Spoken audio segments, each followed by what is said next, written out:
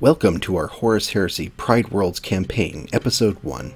Let's talk a little bit about the background of the campaign, and then we'll jump right into the action with the battle report.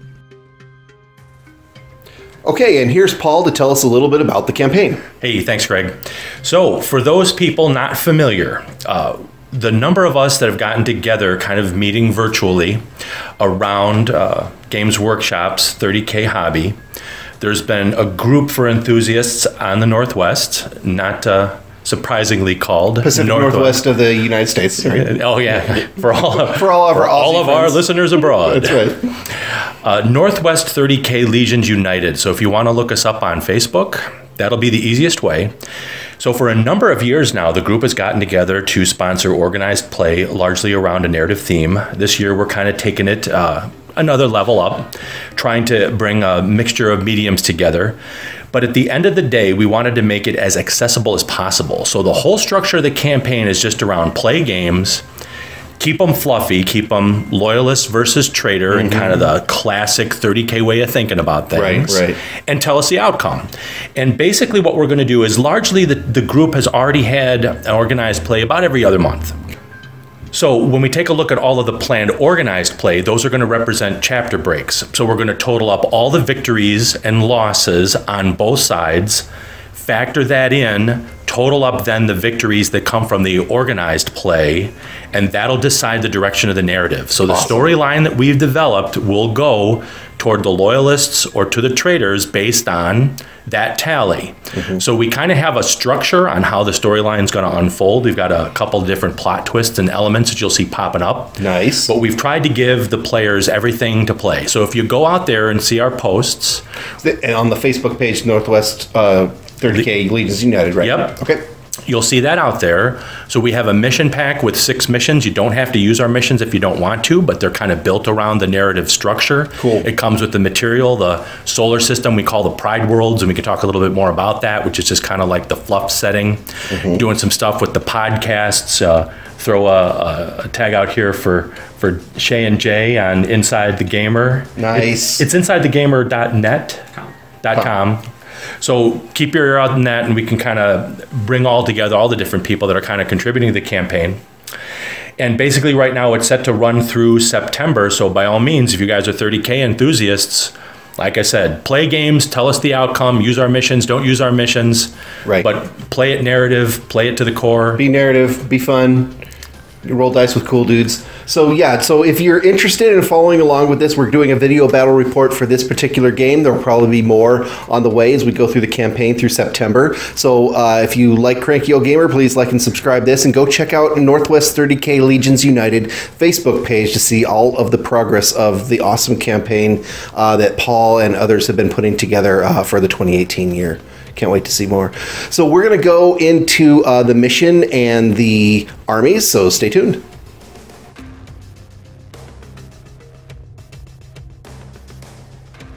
Okay, folks, we've assembled the armies and we're getting ready to throw down here Loyalists versus Traitors. So in this game, we've got the Dusk Raiders and the Imperial Fists versus the Traitorous Word Bearers, and the first army that we're going to go over is Ryan's army of Dusk Raiders. Tell us a little bit about your force. Alright, so what I brought today is I brought the basic H-Dragon's army list. There's no rights at war. Got it. I've got, leading the force, I have Chrysos Mortar, section leader. He's got like a combi flamer, rad grenades, melt-a-bombs, power sword. He's only got 2 wounds, so it's kind of fragile. Got it. Beside him here we have a chaplain console, power weapon, melt-a-bombs, refractor field, artificer armor. Nice. With them we have 7 Death Shroud. The boyfriends, yes. The boyfriends. They have, all of them have melt-a-bombs. It's the only grid they can take. They're all 2 wound terminators that are characters. Got it. So they can look out for each other. Moving back here, we have 2 10-man tactical marine squads. One of them has a power scythe, artificer armor, melt-a-bombs, then 10 guys, extra close combo weapons. Got it. There is a freshly recruited unit of Dark Angels that are joining our Dusk Raiders. You mean Traitors? Loyalists. Sorry. Or, I guess neither. Whoa, was that out loud? The only difference this squad has is this guy doesn't have a power scythe. Got it. He's got a close combo. Okay. Moving on 2 Vindicator laser destroyers. Okay. Just Vindicators with crazy laser cannons. Right on. Moving back to here, we have 2 Sikaran Arcus strike tanks. Delicious. They have the Sky Spear upgrade and then the Strength 8 shots they normally get. Got it. And got a couple Contemptors in the back. And then a Talon of Contemptor Cordis with multi-meltas. Excellent. Okay, so we've got the Dusk Raiders. Let's move on to the Imperial Fists.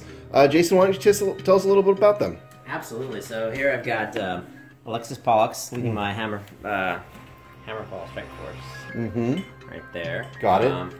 He'll be coming in with a good complement of Terminators, both Dominus and Cataphracti. Nice. A couple units of Tactical Squad, 1 large, 1 small. Okay, those are the guys in the middle here, yeah? Yep. Got it. And then on the back side, I've got a 10-man unit of Vets. Poised with their sniper shots, going to take advantage of that awesome ballistic skill that Imperial Fists get. Awesome. Hitting on 2s, winning on 4s, rending. Brutal. In theme with classic Imperial Fist tactics, we got a few siege cannons in the back. Nice. Help keep fire raining down on the traitorous foes. And then lastly, for a little bit of mobility, we got some attack bikes led by a siege breaker. Again, honing in on that +1 ballistic skill for bolters. We're just keeping them heavy bolter armed. And that siege breaker is the one on the lead bike there? That's him. Yep. Got it. Okay. Solarite gauntlets.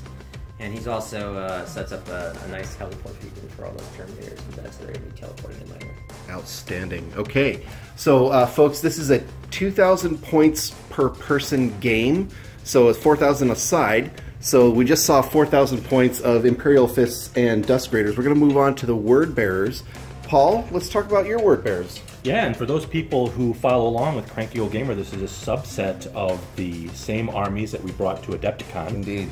So, have probably seen some of these models before, but our primary HQ here, I refer to him as Zardoz after the classic gentleman Sean Connery's movie that if you haven't seen, boy, are you missing something. Yeah, go ahead and go claw your eyes out on that one. Exactly. So this is really structured around the classic Demon Bomb Word Bearers, because why do the work yourselves when you have friends who are very expendable? They just want hugs. So kind of going back here to the Allied Demon contingent. So we got the Heralds of Zenich with the pink horrors, which represent those demon allies, which juice up the war points to bring some friends in with them. Love it. We've got the Mahara Gaul, which I never leave home without, one of my favorite units in the Word Bears. So tasty. The Gal Vorback, again, and you'll notice when you see Greg's side, we're going to be able to teamed up not only with 1 Spartan full of Vorback, but 2, so we'll get there. Awful. I have my chaplain hanging out with those guys to give them a little buff when they come in and do what they do. Some tactical squads to fill out within the Proteus and the Rhino. Tacticals, not vets, right? Nope, straight up tacticals. Right on. And that's about it. You'll see a whole lot more on the table after the dice start rolling. Yes, our demon buddies. Okay, and for the last part of the Word Bears, the last 2,000 points, we are led by the jerk himself, Erebus. We got 2 squads of 10 tactical marines, just a fist on the sergeants, and melta bombs, I believe. I have to go back and check my list. So we've got a Spartan, no flare shield, no specific upgrades other than a dozer blade, with the 9 Galvar Bach. They are accompanied by Erebus and a apothecary. And then we've got a Mortis Contemptor with 2 carries assault cannons. With extra armor. We've got another Mahara Gaul, friend for his buddy over there. Oh, and the 2 tac squads are in a couple of rhinos, a couple of rides. And then to round it out from heavy support is the Sikaran battle tank. So there you have it, folks. That is 4,000 points aside of Traitors versus Loyalists, and we're going to go set up the table and deploy, and we're going to talk about the mission.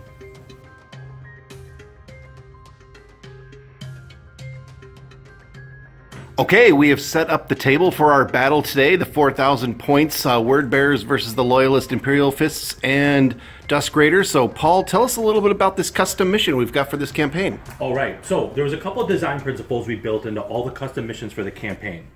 The idea being we didn't want anything too abstract. Not that there isn't like a tactical value to, like a numbered objective marker or something. Right. You want to make it real. Exactly. We wanted to make it a lot more concrete, a lot more tangible. Right. So in this particular mission, and actually I got the idea of old video games. So if anybody can go way back to the first version of Wing Commander. Oh, yeah. If you notice in Wing Commander, the way that they organize the story behind the missions is that the protagonist is part of like this Imperial wing of fighters and pilots, and they're actually on their heels. The aliens, which are kind of like Kazinti from Ringworld, right? I think they were like lion people, right? They were like feline, Yeah, exactly. And I kind of loved how they did in that game because it kind of progresses from being on the defensive, trying to make up and overcome an oppressive enemy, and inevitably in all of those missions you find you have to be the fighter escort of some kind of a transport that might have some combat ability, but at the end of the day it's really up to the fighter pilots to defend them. Transport, did you say? So in this mission, there's a couple of transport models. And at the end of the day, the defending team has to make sure that the transports can exit off the far end of the table. So those two cargo containers represent transports. So the attackers kind of come in from the opposite corner.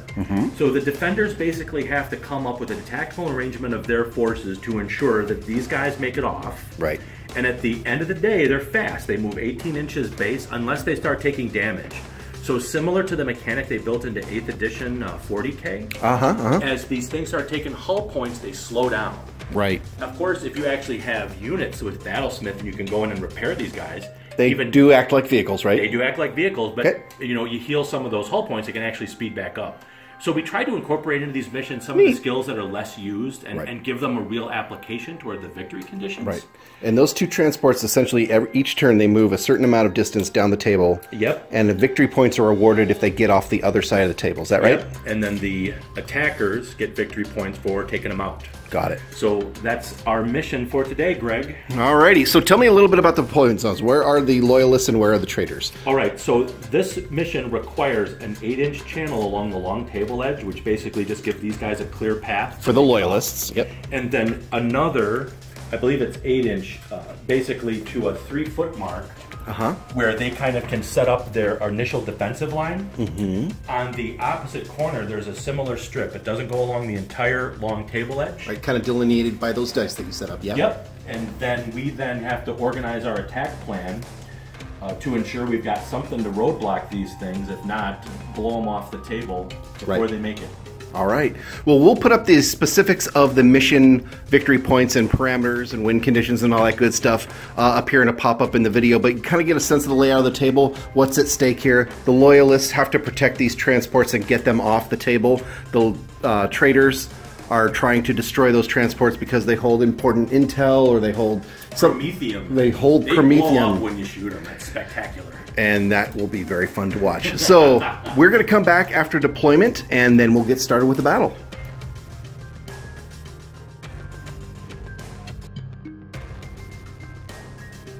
Okay, we have deployed the forces. As per the mission, the Loyalists deploy first. So that's the Imperial Fist and the Dusk Raiders. So Ryan and Jason, tell us a little bit about what you got here. Yeah, so what we have here is a strong defensive line. We've got our heavy artillery on the hill by our objective for initial protection, with the hopes that they're not going to need to move at all. Some fast attack choices to screen them in the initial, get them out, flank our word bearer adversaries, and then a strong line of infantry in the front. I see that. Well done. Our heavy support. Got it. Ryan, tell us a little bit about your Dusk Raiders here. So I want my tanks to avoid moving as much as possible. Got it. Arcists shoot twice if they don't move. Vindicators shoot 3 times if they don't move. Oh my lord. So if I can put them in a spot where they're bubble wrapped and don't have to move for the duration of the game, they will triple the amount of firepower they're putting out. Wow, so impressive. And per the mission, again, there's that 8-inch channel of where the transport drives, so you don't deploy there because you don't want to run over your own dudes. So that's where you deploy a strong defensive line around those transports. Paul, let's talk a little bit about the Word Bearers deployment. What do we got going on here? All right, so you can tell between Greg and I, we've kind of divided things pretty well equally. Yep. The way this mission works is that with an 18-inch move on those transports, unless you can start whittling them down, they'll be off around turn 4. So yep. You can kind of start to predict about where it's going to be turn to turn. So, you know, you kind of got 2 choices. You can try to shoot them on the way across, or be there by the time they get to the opposite end and and roadblock them somehow. Right. So we'll see if Greg and I have structured and divided our forces enough so that Greg can take the vanguard point and walk into that entire wall of disciplined ballistic shooting. Ballistic skill 5 shooting. Yeah, so our approach is I'm going to be the vanguard, I'm going to be the spear tip, I'm going to drive my Galvorbach right down their throat, and hopefully we survive. And then Paul's going to take up the side and try to meet the transports at the end there and see if he can take a few hull points off and maybe hopefully even kill a few of them. Are the Dark Gods cool with us talking about our tactics this openly? Absolutely. This is the Heresy. We shy not away from telling our foes exactly how we're going to kill them. So, folks, there's probably going to be a fair amount of smack talk. Hope that doesn't put anyone off. It's all friendly jibing. But we are ready to start first turn, and I believe we need to roll to seize. Okay, so before we actually play the game, there's a special redeploy rule. Jason, tell us about it. So since Alexis Pollux is my warlord, his warlord trait is he's a master tactician, so he can redeploy 1 unit. Nice. And which allows me to put them in reserve if I want. So I'm going to do that. I'm going to put these guys in reserve. That particular Terminator squad right there? That specific Terminator squad. And being that he is also a Void Strike commander is one of his abilities, or Void commander is one of his abilities, he can give a unit the ability to teleport. A deep strike. Got it. So it's going to be that unit, and he's going to attach himself to that unit, or they're going to attach themselves to him. Awesome. Okay, so he's going to redeploy that force, and then we're going to go on to roll for seize, and then we'll move on to first turn. Okay, we're going to roll to seize. Paul, what do we got? 4. We do not seize. So first turn, Loyalists. Your gods are fickle. I know, right? All right, here we go. First turn.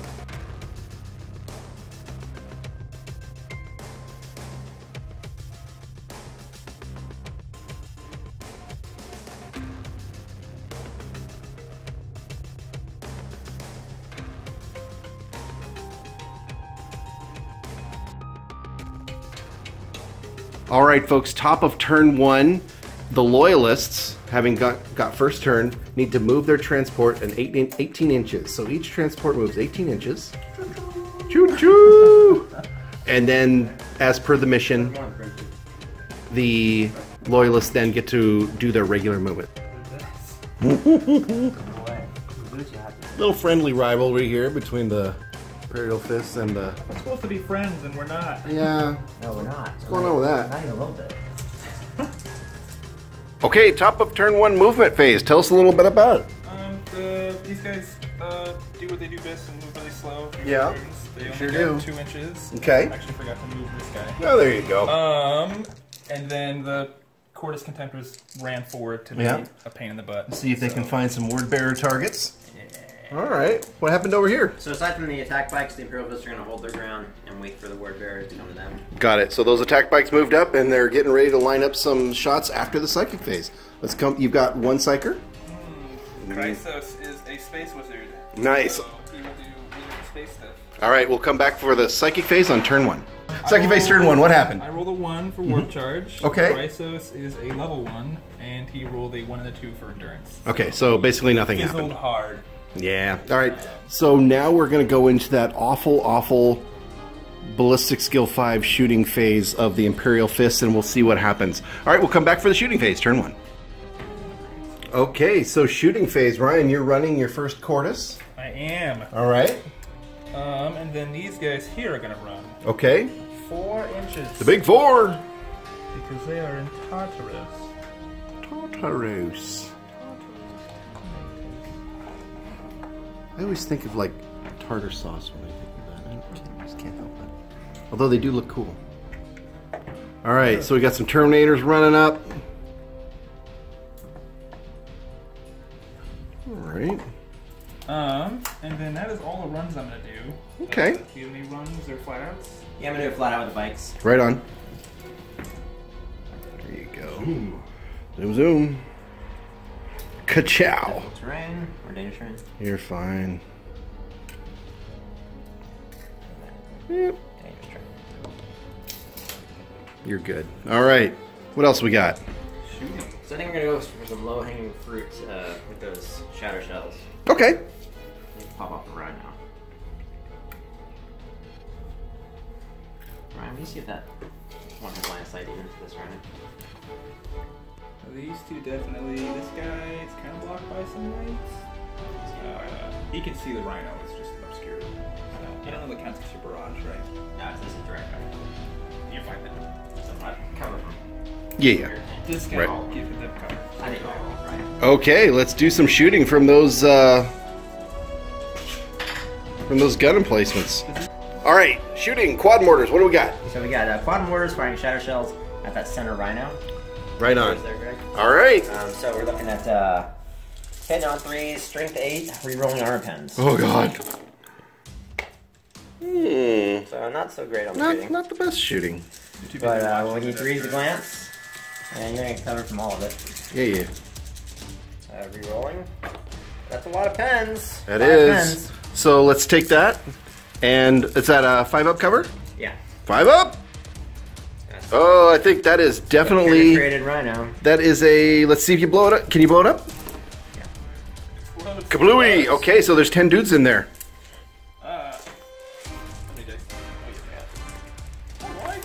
Winning on 4s. So 4 saves. All right. 4 armors. Loving it, except one dude. One dude's dead. All right, so we're gonna explodify that dude. Imperial fists. Nice. First blood. It's done, Dusk Raiders. First blood. All right, we're gonna come back and get that rhino all situated. Okay, so we sorted out these guys, and then this Horus Contemptor shot at this rhino, and we got a hit and a pen. Pen result is it was a 6, and it became a 3 plus. Is it AP2 on Melticons or AP1? It's AP1. So it's a 5. So it's a 5. It's a 5. Okay, so that's 1 whole point and And a weapon. and a weapon. So let's No roll. twin link bolters. Only one, right? There's only one, so his bolter's dead. It looks like 2. Yep. Cool. All right. Right on. Okay, you're shooting that Vindicator Laser Destroyer. Laser Destroyer into this Spartan. So he has 3 strength 9 AP1 shots with twin linked ordnance. Heck yeah, he does. Here we So go. hitting on 3s, re-rolling for twin linked for all hits, and then ordnance. So First one. is a Pen? Oh no, that's a glance. It's strength 9 in your armor 4. Yeah. Correct. Glance. Yep. Second one is a nothing. Nothing. And the third one is a glance. So 2 glances. 2 glances. And then at the end of that, I need to roll to see Is if that he hurts 25% himself. obscured or no? Yeah, do you cover that? Oh, he's just Wide open? straight across, yeah. All right. All right, so 2 glances. And then on a 1, he takes a whole point because his gun's crazy. Please fire. Crazy gun. All right. Then this Sikaran here is going to fire at that Contemptor Mortis. Right on. He has the Arcus launcher. He's firing the warheads. Heck yeah, he does. He gets 8 shots because he has not moved. Okay. He's hitting on 3s. That's 6 hits. It's strength 8 versus fun armor 13. Correct. So I'm looking for 5. Correct. Yep, 5s and 6s are fine. So I have Holy 4, dangles! So I have 4 pens and the glance. I haven't heard that exclamation. Watch the language. Cluster Kids could warheads- watch this game. My cluster warheads roll 3 times on the pen chart. Oh, God. Okay. So keep your rolling going there, bud. Actually, you need to see if you save against them. Okay, so those are cover saves, yeah? Just a 5-up anti-magic shielding. And those are all pens? Pens, 4 pens and a glance. So, Okay, so 1, 2, 3, 4. Here's the 4 pens. cool. Fails So 3 3 of them, so he's at least wrecked. Wrecked. Let's see if he explodes. First shot. Plus. Well, actually, I don't think he can actually hurt anything with an explode. Can he reach these guys? Ooh, I don't think. Maybe, possibly. Let's see. So Go ahead and roll. First one was an explode. Second one, not an explode, and the third one is an explode. Okay, so roll it for your explode distance.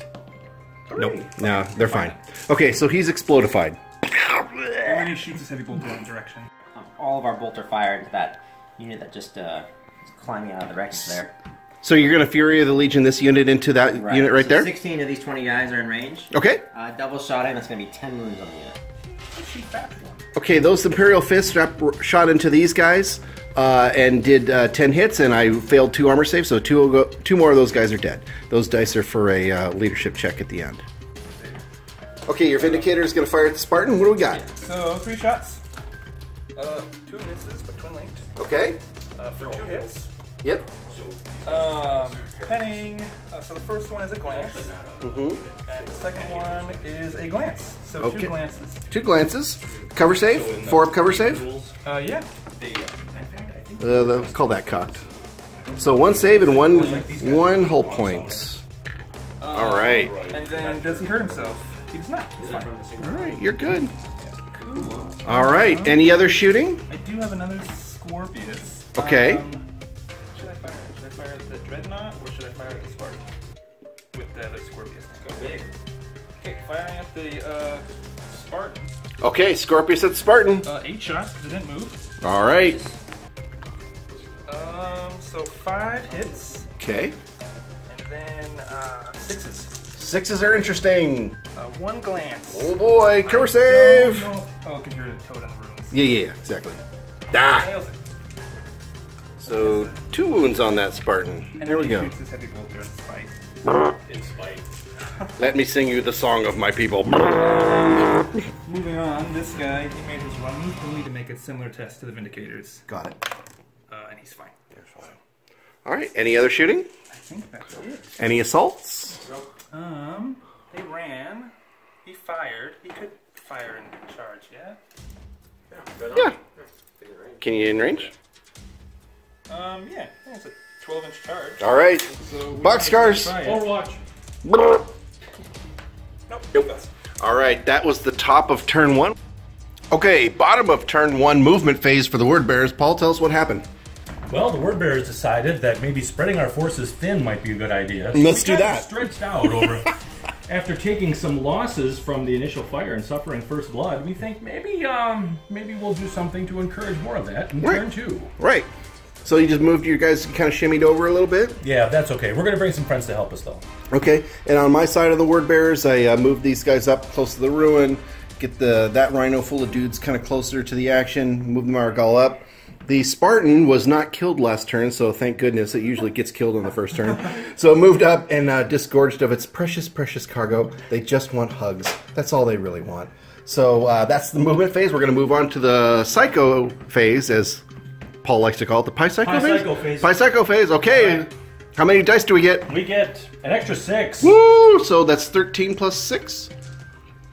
Ooh. Okay. We'll come back with a review of the Psychic phase. All right, second phase didn't go too well. We got Cursed Earth off on Zardu, so we have the bubble of increased invul saves, right. and Demon Summon don't scatter, and we did get another Herald of Sinich to add to the Demon Engine, taking a wound off one to pay the price to the Dark Gods for enlisting their aid. We tried a Dark Channeling to begin with, but that got denied with their warp fire charges, or their warp charges. And then we tried to summon some blood letters as well, and we didn't work either. Didn't get the dice that. Were not, the gods did not smile. No, we didn't. And I also cast Warp Speed on Erebus, which was the psychic power that I rolled for him. He successfully got that off on 1. So that's the psychic phase. We're going to move on to the shooting phase. Well, following the dismal psychic phase, we had an equally dismal shooting phase where lots of things shot and nothing died. Tell us a little bit about what happened, Paul, on your side, and then we'll talk about my misery. That's right. So you shot this guy into the Cordis. Yeah, I did a lot of shooting into things out there that are still there to shoot. Yeah, back at me. we basically shot everything into the Scorpius? Arcus, sorry. Shot into that, nothing really happened. I did actually end up doing a hull point on the Contemptor there with a las cannon. And then moving over here... Oh, sorry, no, I did a hull point on that Cordis with my Mahargal Dread, and he shook. And then this Spartan shot a las cannon at this guy, twin-linked quad las cannon, rolled 1 and a 1, and then twin-linked rolled a 1 and a 2, so no love there. Then we shot the las cannons into those Marines, didn't hit anything. Shot all the bolt pistols into the Marines there. Did a lot of hits, did a lot of wounds. No wounds that weren't saved. And then Erebus taught him how it's done with his plasma pistol and vaped one dude. So that's it for the shooting phase. We're going to go on to the assault phase, bottom of turn 1. All right, turn 1 assault phase. The Galvor back charged into a group of Imperial fists. Bloody combat ensued. Long story short, the 20 Imperial fists and a chaplain were wiped out to a man by the Galvor Bach. They consolidated 5 inches back into the ruin. They took one Galvor Bach with them. And they took one Galvor Bach with them. That's right. A heroic last stand by just a trooper, right? Nice. Okay. That's right, the sergeant. Oh, and by the way, Erebus heroically and courageously accepted the challenge by the sergeant. I just want everyone to know how courageous Erebus was by taking on that lowly sergeant. And that's the end of the assault turn. for turn 1. We're going to go to top of turn 2 for the Loyalists.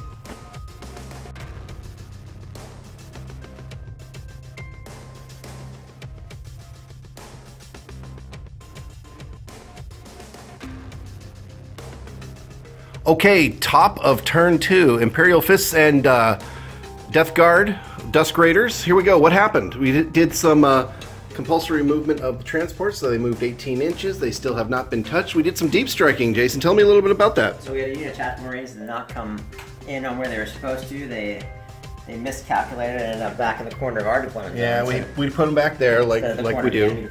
Yeah. But all of our Terminators came in pretty much on cue. Yeah, they came in. These guys scattered just a little bit. Not a big deal. No. Almost blinded their friends. Yeah, and almost blinded their friends, but they took some dangerous terrain tests and they're just fine.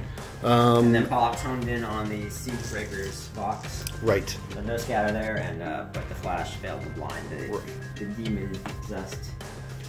Yeah. Primordial truth. No, we took some blind tests on the Galvorbach and the TAC Marines, and so no one got blinded. And then the Death Shroud moved up in preparation to flame the hell out of I believe there's a flamer template in their future. There's every one of them is a flamer. Yeah, nice. So. Okay, and so then these bikes moved up. Not a whole lot of movement in the backfield. And we're ready to start doing some psychics and some shooting, right? Mm-hmm. All right, we're going to move on to psychic phase. Okay, so top of turn 2, shooting phase, a lot of damage was dealt. Ryan, Jason, tell us what happened. So, everything, the 2 tac squads Fury to the Legion into the Galvorbach. Yeah, you can see there's not a whole lot of Galvorbach left. Erebus was killed by a hand flamer. Right, so those Terminators, the Dusk Raider Terminators, did a whole lot of chem flamer shots. Killed a Galvorbach and Erebus.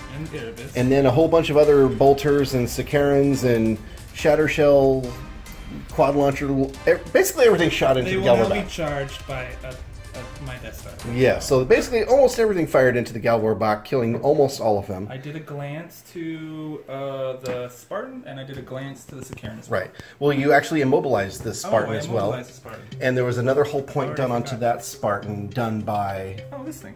Yeah, that's right. Your laser vindicator. So a whole point there, a whole point on the Sicaran, but nothing more than that. A glance, and then the other Galvorbach-filled Spartan was immobilized and has a hull point on it. There's more of those things. Oh yeah. They're the Slightly boyfriends. blunted now without a ride. But... Well, here we go. So that was your shooting phase. Yeah, we're going to assault phase now. All right, let's do some assault. So the Imperial Fist did not have a quantifiable assault phase, but it was qualifiable. High quality, wiped out a little tactical squad. Yep, that little squad of bikes over there kind of wiped out that tac squad, and so they're gone. What else happened? Chrysos finished off the Galvorbach with his posse. Yep.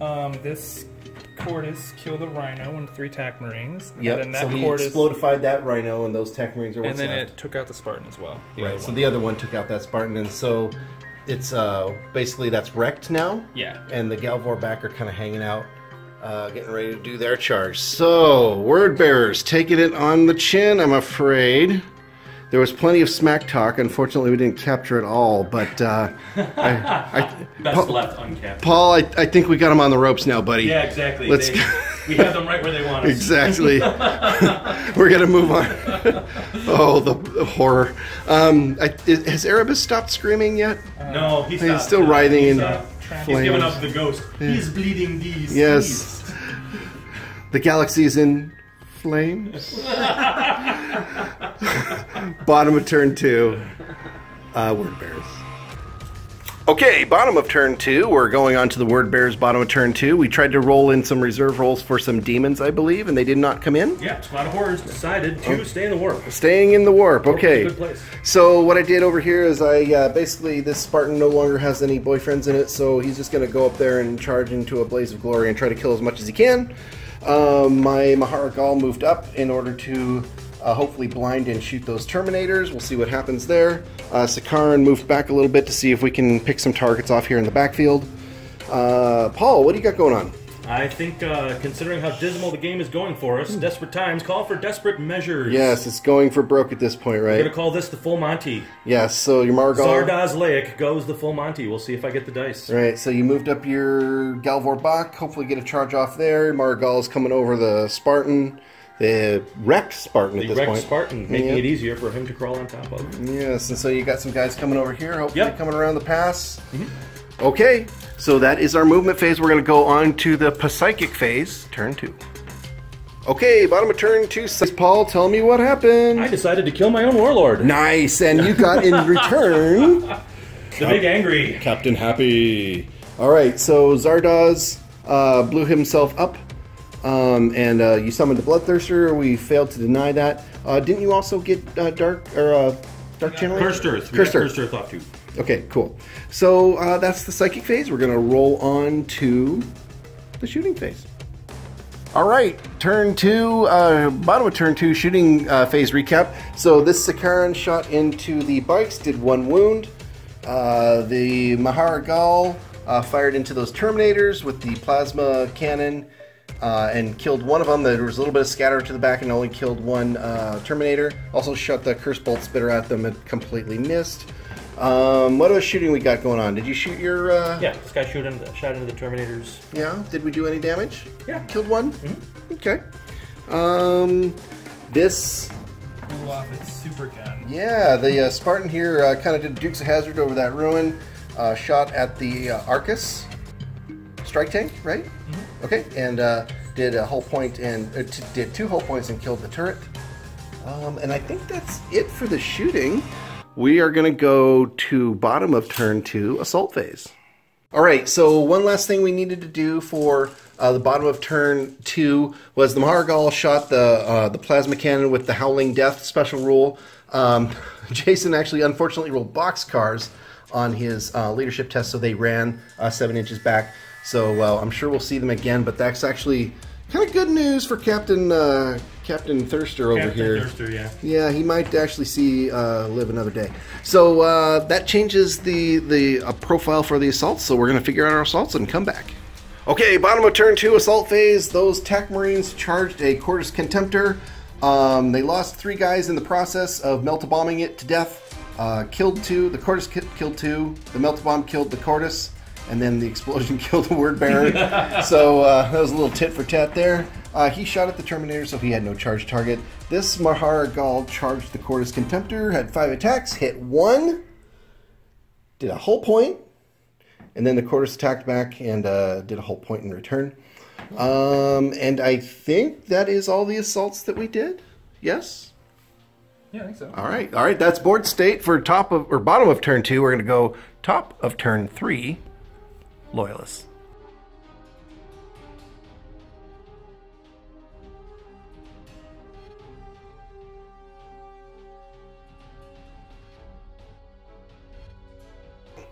All right, top of turn 3 movement phase. Jason and Ryan, what do we got going on here? So You moved your transports, yeah. I rotated these guys. Yeah. This thing sat there because what it's supposed to do now. Mm-hmm. This tactical squad moved up to melta-bomb the tank. Got it. And then That Arcus stayed put, right? this Arcus did not move. Okay, and these guys rallied. And then these guys moved up too. So. Jason, your Terminators rallied, right? Yeah, they rallied, teleported in a unit of veterans. Over here. Mm-hmm. And we took our blind test because of the teleportation, and everybody seems okay. Galber box and they take theirs.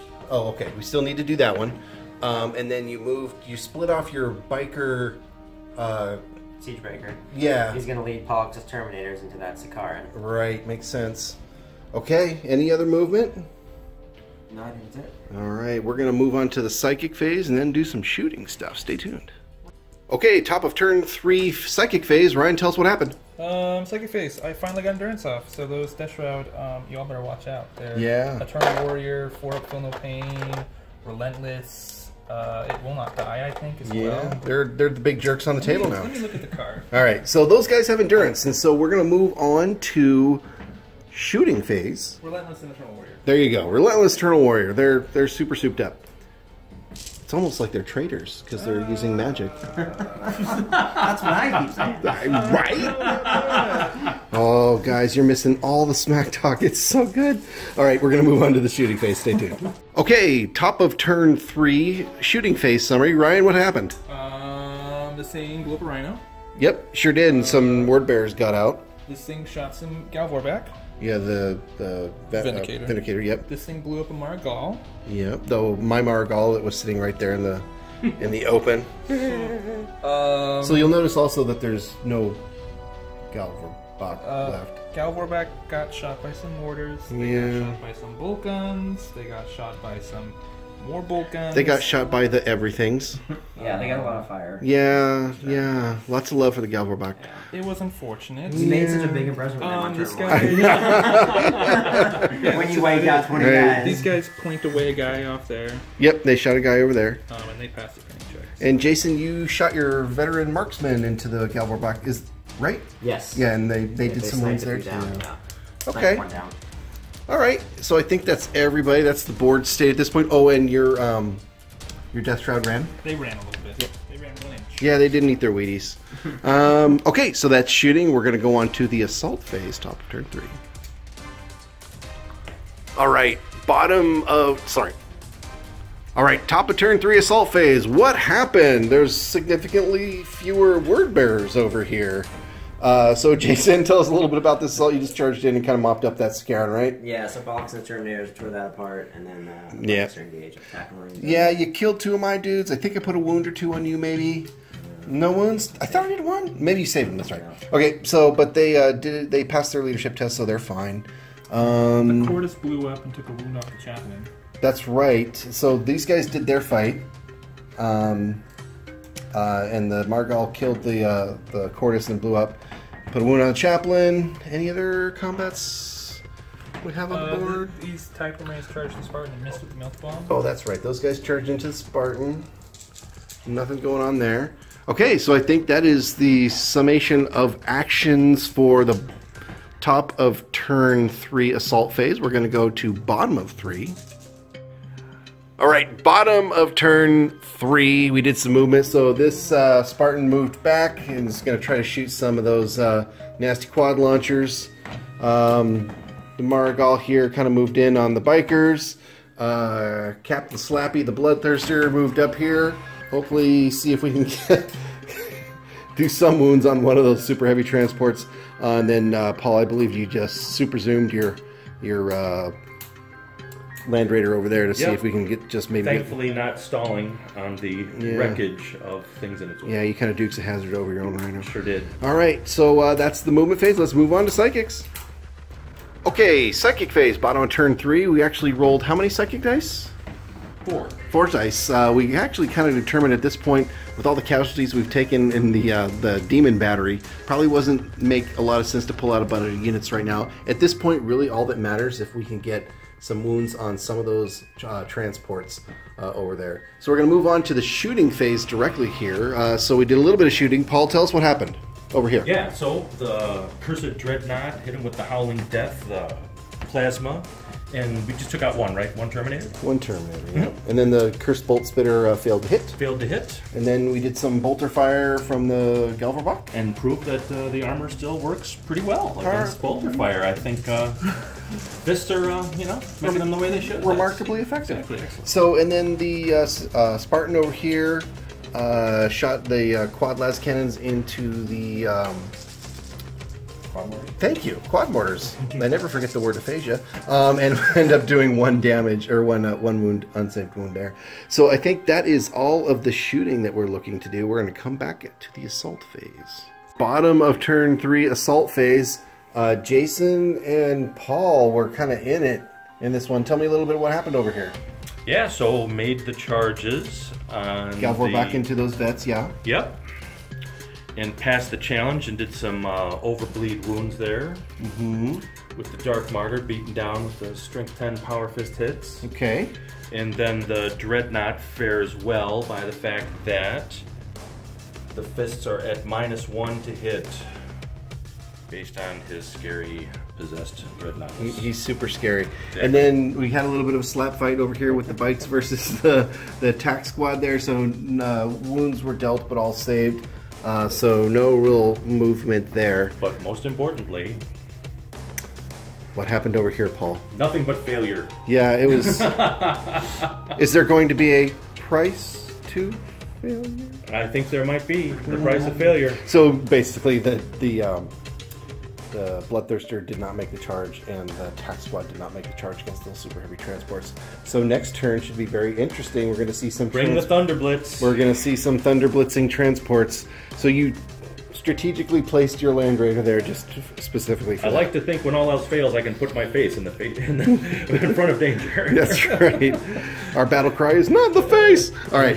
So Except for now. And I believe Erebus is actually maybe still burning over there. We're going to move on to the top of turn 4, Loyalists.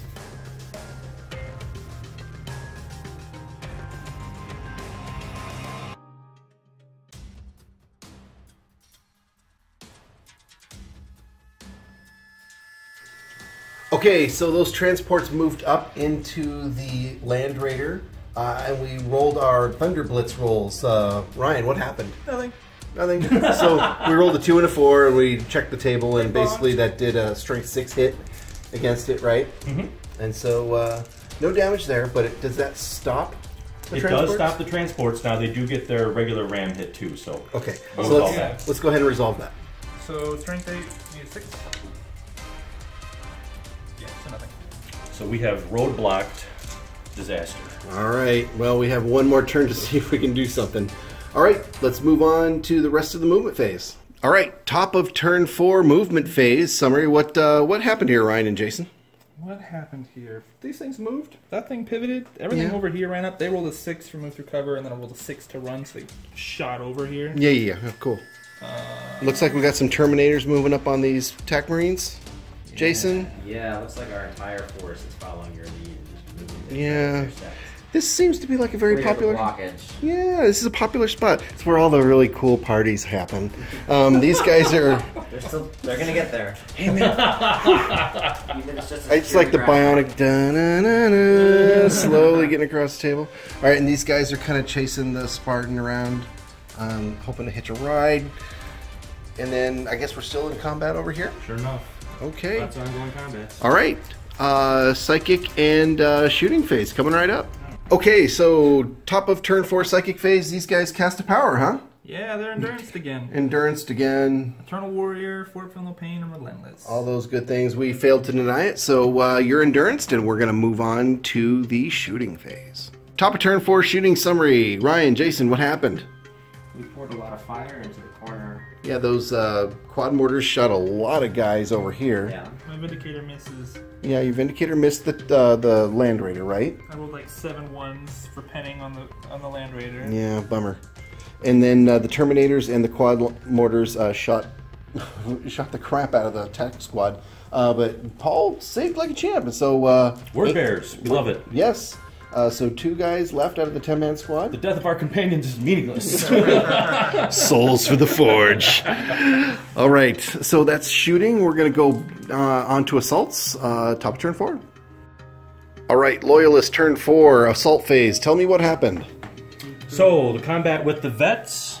Vets lost and broke ran. Mm-hmm. These guys consolidated because they've got Pollux in their sights.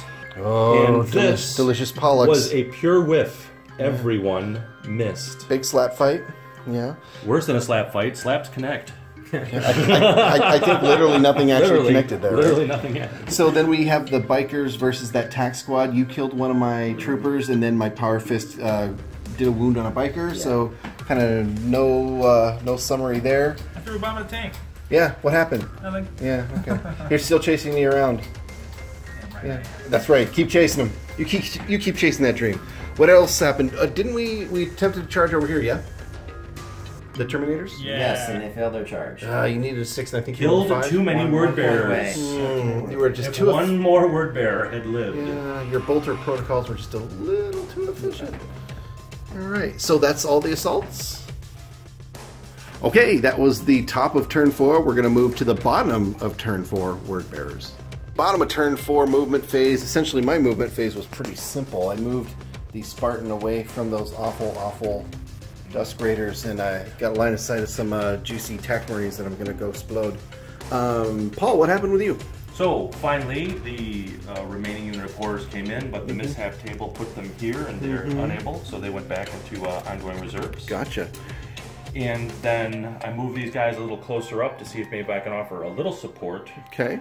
And I just look forward to the ongoing scrum over here with Pollux and friends. Right. You don't want to move the Bloodthirster? Oh yeah, no, he does have to move. Thank you very much. I think we want to do that, right? I think we just want to come right down here. Yeah, we're gonna go make friends. Go do what Bloodthirsters do. Yeah, we're gonna be friends. Probably get a little creative. Yeah. Well, we're gonna place him there, and we're gonna move on to Psychic Phase for bottom of turn 4. All right. Psychic Phase, bottom of turn 4. What happened? The Ogroid got off a Cursed Earth again. Nice. And Perils. got a Perils of the Warp. Yeah. Passed his leadership, rolled a 6. So now he's all dressed up and nowhere to go.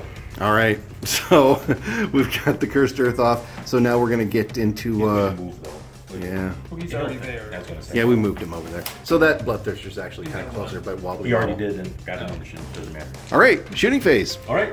All right, bottom of turn 4, shooting phase. So that Spartan shot at those that tac squad that was there, killed one of them, and they were already falling back, so they fled again another 10 inches, I believe it was. And then, Paul, what happened over here? Something interesting happened. Yes, we actually, for the first time all game, got close to actually doing something meaningful to the mission objectives. So tell us about those transports. They didn't move this turn at the top of turn 4. Correct, because now these guys are stuck. Right. And actually scored a lucky las cannon shot, took a hull point. Other shots were ineffective. Okay, so that's all of our shooting. Let's move on to the assault phase. Bottom of turn 4. Okay, turn 4, bottom of turn 4 assault phase. Let's start over here. So there was a couple bikers in that unit in combat. They killed my last TAC Marine, I think a turn ago. And then no wounds were dealt to him. He saved all of them, and then he attacked back, did 1 wound, and so he won combat. They failed their leadership test, and he ran them down. So he consolidated the heck away from those guys. I think he deserves a medal and maybe a name. Not sure. That's maybe a name. You are no longer henchman number 21. Henchman number 472. Okay, so Paul, tell us a little bit about this combat. Well, yeah, actually, Pollux has left the building. Pollux is gone. Yeah. Jeez Louise. Actually, Word Bearers actually had a turn so far. I know. Look at that. What happened? Okay, so you basically won combat and you ran him down, right? Or did you wipe him? It actually boiled down to pure wounds. Overflow wounds and a lot of failed armor sets. Yeah, wow. Maharagal inflicting that -1 to hit in close combat really saved its ass. That's impressive. So they consolidate a little bit upfield. Mm-hmm. So what happened over here? Well, the Thirster made it to the objective. Maybe he was the only one we should have brought to this battle, considering he's our only contributor. Only one doing real work. Success. And one of the containers was taken out. Okay. But I have a feeling getting that last one's going to be a bit harder. Yeah, agreed. We're gonna kill it. So basically you charged in there, you did enough damage, enough D hits. You didn't do a remove, but you did enough 2 to 5s, D3 hits worth of damage to it to take it out. It blew up spectacularly. It blew up and wounded yourself, killed the Terminator, killed what was left of your tac squad. But one of the transports is dead. So and that tac, they didn't have names anyway, so they will not be written in the Book of Lore. No, they won't. They will be forgotten in the pages of Lore. All right, so that was the bottom of turn 4. We're going to go to the top of turn 5, last turn of the game, and see if the Loyalists can keep that transport alive. So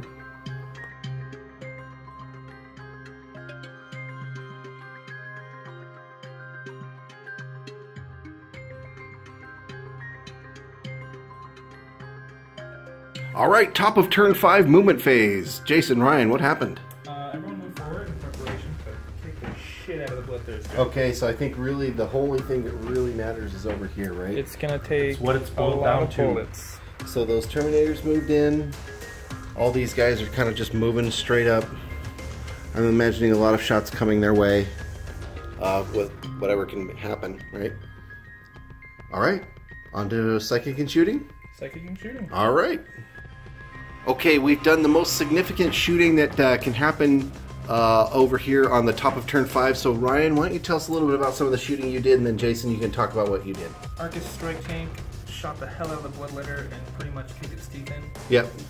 And then it got hit by a frag grenade from space. It's like, ouch, and then go back to warp. Yeah, Bloodthirster's gone. Then this Vindicator shot was like, you guys, and then he blew up the Land Raider. Land Raider over there got a nice pen, didn't make your cover save, and so that guy blew up.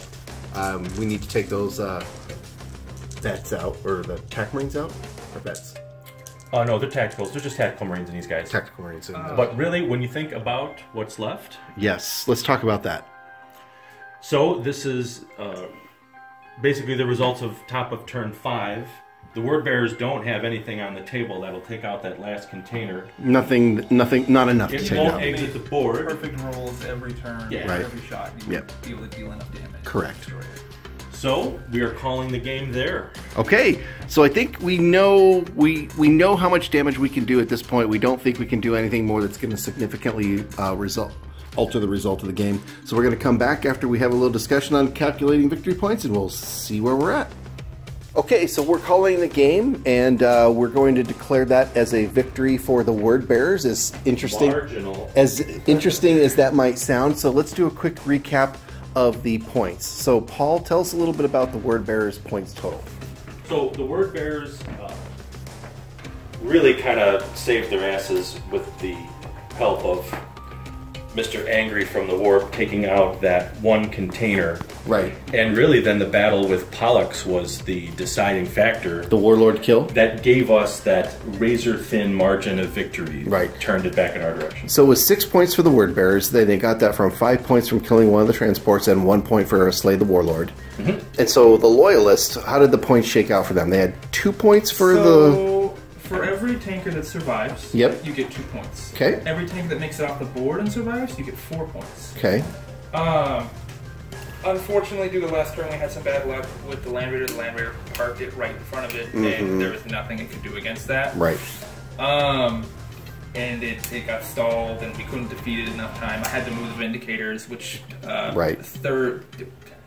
slash the amount of firepower they put out. Right. So you got 2 points for one transport still on the table. Attrition. 1 point for attrition.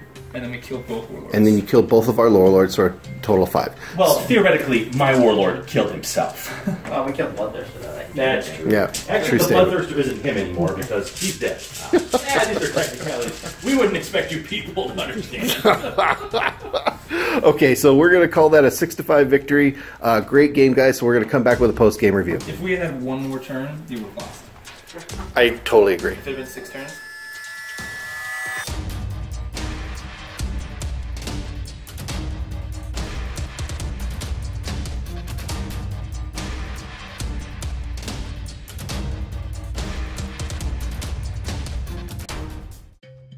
All right, guys, so what do we think of this game? Let's talk about the mission, let's talk about MVPs, and talk about our impressions of the game. What do you guys think? Great game. Great mission. It's a really fun mission. Yeah? Honestly, it's interesting in the fact that I've never really played a mission like it before. It really wasn't tilted in either of the players' favor. It didn't feel that way. Yeah, it's like it very felt balanced. I think the mission was balanced, and I think early on in the game it felt like the Word Bearers were on the ropes because we took so many casualties.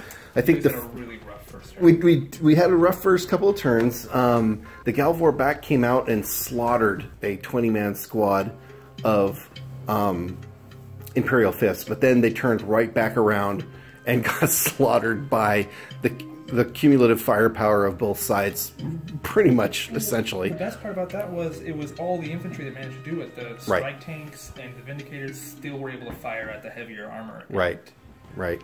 So it felt swingy, but in a good way. I was near the end of the game where like everything comes down to whether or not we can get one of those tanks stopped. So Paul, you had the idea of getting the Land Raider over there. Tell us a little bit about your strategy. Yeah, well, we got down to desperate moves were necessary. One of the things the attacker can do in this game is try to risk the Thunder Blitz table by sticking a vehicle full of Marines in harm's way. But, you know, the Word Bearers never cared too much for the Brethren. Yeah. But still, yeah, it's rare that even with the Thunder Blitz that you're going to completely destroy a tank. So then it becomes more the defender's role to try to get that roadblock out of the way. Right. and learning from all the damage your Vorback did earlier in the game, they determined that mine should never have the opportunity to get a charge in. So I feel like I led the witness there a little bit. So, but still, even only with a couple remaining, they were able to get together with the Possessed Dreadnought and do some damage. So that was an interesting turn. The Vorback are still one of the shining units. Yeah, for the Bears. Let's go around the room and talk about MVPs for each army. Let's start with the Loyalists. Jason, what did you feel like your MVP was? I'd have to say those quad mortars really. Oh, they were brutal. Points. Yeah, so many hits coming out of those things. It really whittled them down. How about you, Ryan? Oh, it's really a mashup between. It's definitely the Arcus tanks. Yeah, they're so good.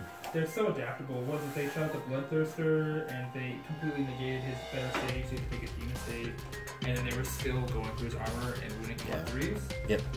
Right on. Paul? Oh, sorry. Go ahead. No, it's okay. If you don't move them, the amount of firepower they put out is devastating. It's pretty incredible. Paul, how about you? Well, normally my tactic with the whole Demon Bomb army is to have enough Zeech Heralds that I get lucky enough to roll 6s for their psychic power, so they get to turn into greater demons.